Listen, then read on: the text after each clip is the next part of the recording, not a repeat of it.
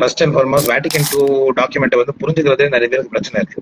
அவங்க என்னன்னா இப்ப இருக்கிற நோவோஸ் ஒரு பேஸா வச்சுக்கிட்டு they want to understand Sacrosanctum Concilium. No, you understand Sacrosanctum Concilium only if you have the traditional Latin Mass at its base. ஏன்னா Sacrosanctum Concilium எழுதும் போது the Mass that was in practice was the traditional Latin Mass. சரியா?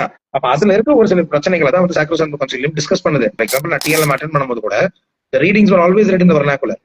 Correct. And the preaching was always given in the vernacular. For example, we copied that when you came to Crompet for Latin Mass. I think எவ்வளவு வருஷம் கழிச்சு வந்தீங்க வெச்சிங்க தெரியல அது not sure. அது வைக்கும்போது வந்து one thing was we ensured that all the readings are in Tamil, sermon is in Tamil.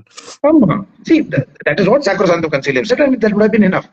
The Roman rite is completely present in the present Novus Ordo also. The Eucharistic prayer one is what we celebrate in the traditional Latin Mass. Correct. It is the same Mass. For example, Easter liturgy, including the prayers, if in the latest missal that we are using, the prayers that are embedded into the missal are some of the prayers that were found in the ancient manuscripts. So, Father, எதுமே include பண்ணாம add பண்ணிருக்கோம். It is left up to the priest to decide when the liturgy prayer use பண்ண போறாருன்றது. Exactly. All the things அதான் சொன்னாரு. அவர் என்ன சொன்னாருன்னா, I have made more variety available. I made more variety available. You choose.